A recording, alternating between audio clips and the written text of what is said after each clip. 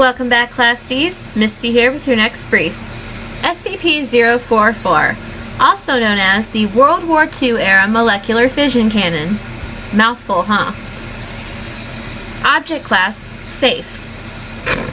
If you call a howitzer safe. Special containment procedures. A constant stream of hydrogen ions, unbound oxygen atoms, and other trace free radicals emanate from the muzzle of SCP-044 at all times.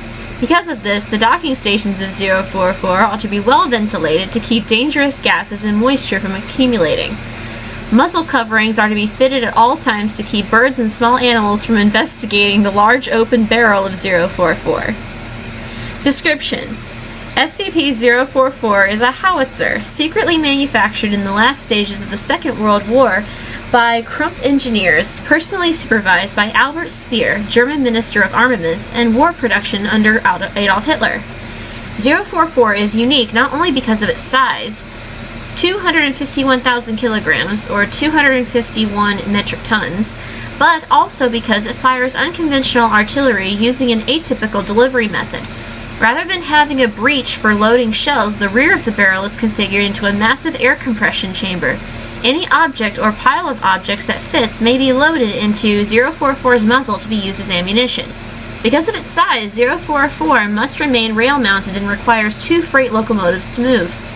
Researchers believe that 044 weakens molecular and atomic bonds in any material loaded into its muzzle. However, the method by which 044 affects molecular bonds is not known, due primarily to the numerous complex mechanisms that compose the housing and workings of 044. In fact, some mechanisms appear useless, and some seem to do nothing other than spin or make noise, even when 044 is not supplied with power. Both equipment and personnel have been lost while exploring the inside of 044's barrel. Yeah, who volunteered for that job? Crawl down a howitzer barrel, it'll be fun. When 044 is fired, all matter within its barrel is ejected at a high rate speed as a glowing red slug, proportional in size to the amount of mass loaded into the muzzle. Upon striking a solid object or the ground, the slug explodes with a yield proportional to the mass of the original ammunition. The yield will also increase somewhat the longer the slug remains in the barrel. The greatest known yield was achieved when the administrator's 8,900 kilogram or 19,500 pound personal diesel pickup truck was loaded in its entirety into the muzzle of 044 and fired in the pictured experiment. Oh, this is what researchers do. They load cars into the muzzles of guns and shoot them.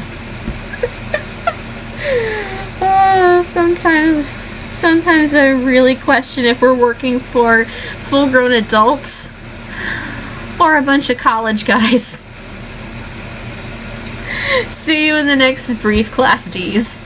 Until then, try to stay alive. And if anyone asks you to crawl down and investigate the barrel of a howitzer, just say no.